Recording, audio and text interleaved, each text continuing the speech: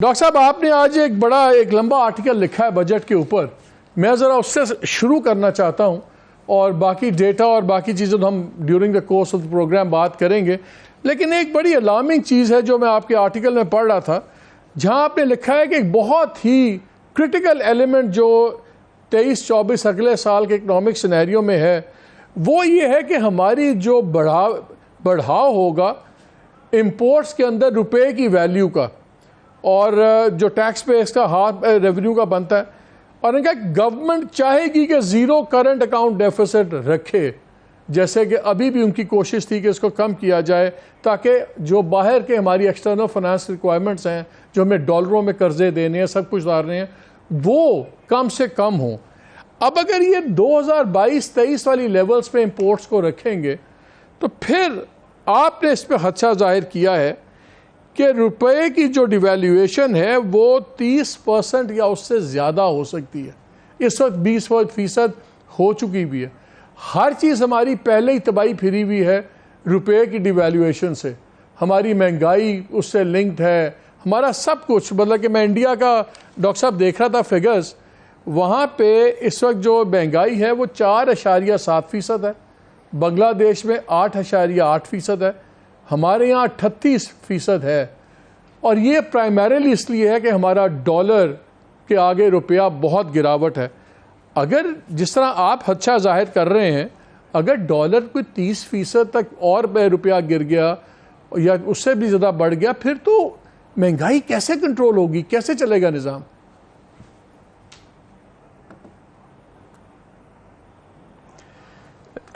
बिस्मिल्लाहिर्रहमानिर्रहीम। देखिए, मैंने इसको इस बात पे कॉन्टेक्स्ट में रेस किया था कि अगर हुकूमत चाहती है कि शरह नमू इस साल पॉजिटिव हो जाए, आने वाले साल, इस साल तो हम कहते हैं कि मनफी रहा है, हालांकि PBS कहता है कि 0.3% के लगभग रहा है। हुकूमत ने जो टारगेटिंग की है, जो अखबारों में आया है, वो ये कि अगले साल वो कम से कम 3.5% इजाफा चाहते हैं हमारे GDP में। अब देखिए, जो हासिल करने के लिए आपको दरामदाद के इजाफे की ज़रूरत पड़ती है। हमारे यहाँ इस वक्त तकरीबन 80% दरामदाद जो हैं वो ज़रूरी हैं, यानी कि वो रॉ मटेरियल्स हैं या इनपुट्स हैं या मशीनरी है। इसलिए आप जब 3.5% का इजाफा चाह रहे हैं तो आपको ये देखना पड़ेगा कि आपके जो दरामदाद हैं उनमें भी इसी तरह का इजाफा होगा। अब ख़तरा ये है कि अगर इजाफा होता है आपके दरामदाद में, तो आपका जो तिजारती खसारा है वो फिर बड़े मुश्किल से आप पिछले 2 महीने उसको सरप्लस में लाए हैं, मगर अब पिछले उससे पहले डेफिसिट में था तकरीबन $3.5 अरब। तो अगर अगले साल अपने रिक्वायरमेंट्स को आप कम करना चाहते हैं एक्सटर्नल फाइनेंसिंग के, तो शायद आपकी कोशिश ये होगी कि आपका तिजारती खसारा फिर से तकरीबन 0 पे रहे। मगर वो कैसे रहेगा? अगर आपको इकॉनमी में ग्रोथ दिखाना है, उसके लिए आपको दरामदाद की ज़रूरत पड़ेगी। इसलिए हमारा ख्याल यह है कि अगर ख़ास तौर पे IMF का प्रोग्राम जारी रहा तो आपको एक्सचेंज रेट पॉलिसी को इस्तेमाल करना ही पड़ेगा। और इसलिए मैंने कैलकुलेशन की है, हमारे पास एक मॉडल है जिसको हमने बड़ी मेहनत से बनाया है पाकिस्तान पर।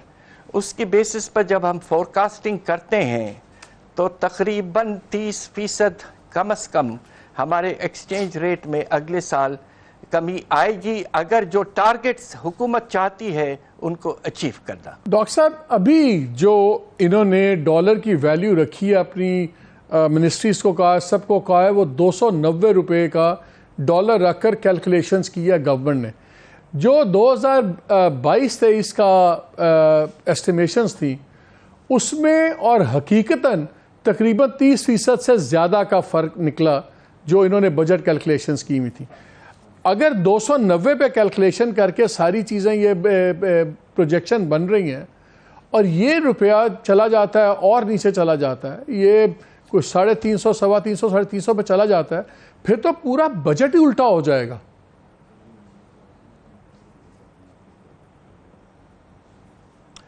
بات دراصل یہی ہے. دیکھیے میری گزارش یہ ہے کہ ہماری حکومت نے پچھلے سال جو بجٹ بنایا تھا وہ بہت ہی ایمبیشس تھا ماشاءاللہ, اور with all due respects coffee in realistic تھا. اب آپ کو ایک بیسک اعداد شمار بتا دیتا ہوں.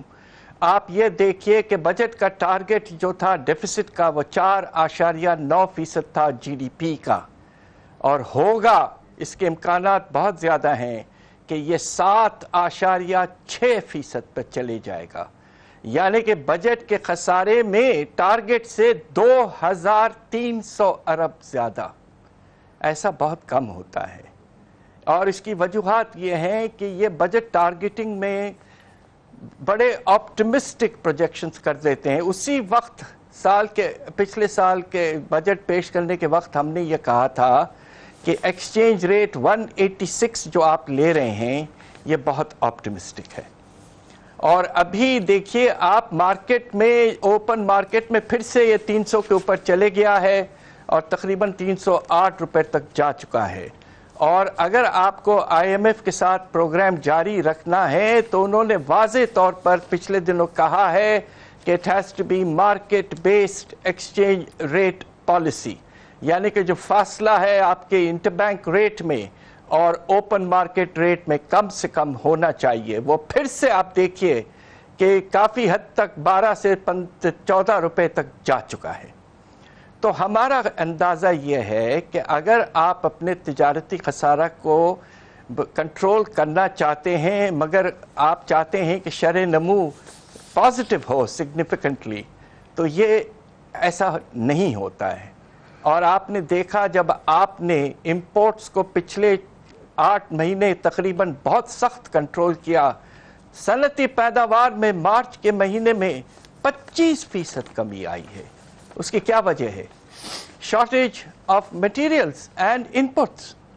خاص طور پہ اب آپ دیکھیے ہمارا ٹیکسٹائل سیکٹر جو ایکسپورٹنگ سیکٹر ہے, ہمارا بیک بون ہے, وہاں آپ دیکھیے کہ کپاس کی پیداوار 40% سے زیادہ کم ہوئی آپ کے سیلاب کی وجہ سے, اور ابھی بھی آپ نے امپورٹس بڑھائی نہیں ہے کپاس کی. تو ہوگا کیا ڈاکٹر صاحب؟ مجھے ایک بات آنے بتائیں, والے مہینوں میں آپ کے پاس شارٹیج ہو جائے گی کپاس کی. میں ذرا ڈالر کو ایک سائڈ پہ کر لوں پہلے, بیکاز اطلاعات یہ آ رہی ہیں کہ جب ان کے آئی ایم ایف سے بات چیت چل رہی تھی تو آئی ایم ایف کا یہ مطالبہ تھا کہ جو اوپن مارکیٹ کا اور انٹر بینک کا فرق ہے یہ 2.5-3% سے زیادہ نہ ہو.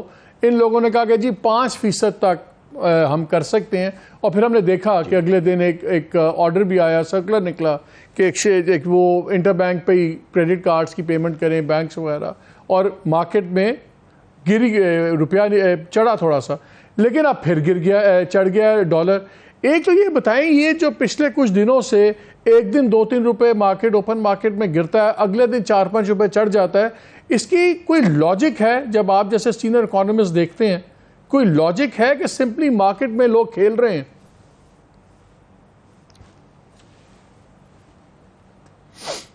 جی کچھ حد تک آپ ٹھیک کہہ رہے ہیں کہ مارکیٹ میں اسپیکولیٹو ایکٹیویٹی انتہا پہ ہے, مگر باٹم لائن یہ ہے کہ آپ کے یہاں ڈالرز کی شدت سے کمی ہو چکی ہے. آپ کے ریزرو صرف 4 ارب ڈالر پہ موجود ہیں, اور اگر آپ نیٹ انٹرنیشنل ریزروز دیکھیں, جس کو ہم ڈیفائن کرتے ہیں ریزروز مائنس لائبلٹیز, تو اس وقت آپ کے نیٹ انٹرنیشنل ریزروز منفی 14 ارب ڈالر ہیں. اور کسی وقت بھی اگر آپ کو لائبلٹیز میٹ کرنے پڑے تو یو ڈونٹ ہیو دا منی. تو ریالٹی یہ ہے کہ حالات حد سے زیادہ پریشان کن ہیں. مارکیٹ میں اسپیکولیٹو ایکٹیویٹی پیک پہ ہے, اور میرا خیال یہ کہ ایک تیسرا مارکیٹ بھی موجود ہے, اس لیے کہ اگر آپ اوپن مارکیٹ میں جا کر جو آفیشیل ریٹ وہ بتاتے ہیں اس پہ پیسے نہیں ملتے.